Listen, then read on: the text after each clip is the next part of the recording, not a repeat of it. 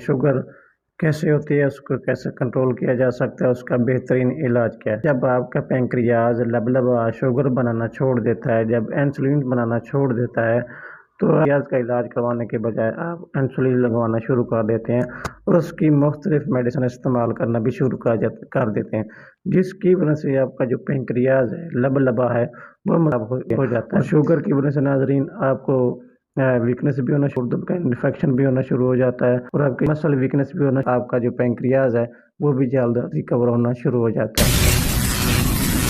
अस्सलाम वालेकुम वरहमतुल्लाहि वबरकातुहू। लो जी नाज़रीन, आज जो मेरा मौजूद जो टॉपिक है वो है जी शुगर के बारे में। जैसा कि आप थंबनेल पर पढ़ चुके हैं कि शुगर कैसे होती है, उसको कैसे कंट्रोल किया जा सकता है, उसका बेहतरीन इलाज क्या है।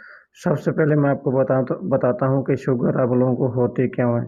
सबसे पहले जब आपका पैंक्रियाज लबलबा शुगर बनाना छोड़ देता है, जब इंसुलिन बनाना छोड़ देता है, तो पैंक्रियाज का इलाज करवाने के बजाय आप इंसुलिन लगवाना शुरू कर देते हैं और उसकी मुख्तलिफ मेडिसिन इस्तेमाल करना भी शुरू कर देते हैं, जिसकी वजह से आपका जो पैंक्रियाज है लबलबा है वो हो जाता है। जो आपका पैंक्रियाज लबलबा है वो मज़ीद ख़राब होना शुरू हो जाता है और जिसकी वजह से आपको जो शुगर है वो वक्ती तौर पर तो कंट्रोल रहती है। जब आप मेडिसिन का नखा करते हैं या इस्तेमाल करना छोड़ देते हैं और आपकी जो शुगर है वो फ़ौरन हाई हो जाती है और शुगर की वजह से नाजरीन आपको वीकनेस भी होना शुरू हो जाती है। उसके साथ नाजरीन आपके पेशाब में जो एल्ब्यूमिन है वो भी वाफिर मकदार में खारिज होना शुरू हो जाता है, जिसकी वजह से आपको गुर्दों का इन्फेक्शन भी होना शुरू हो जाता है और उसकी वजह से नाजरीन आपको वीकनेस जो है वो बहुत ज़्यादा जिस्म में ढाल होना शुरू हो जाता है और आपकी मसल वीकनेस भी होना शुरू हो जाते हैं। मुख्तलिफ ज़ख्म, जब भी आपको कोई ज़ख्म हो जाए तो वो ज़ख्म बहुत जल्द ठीक नहीं होता।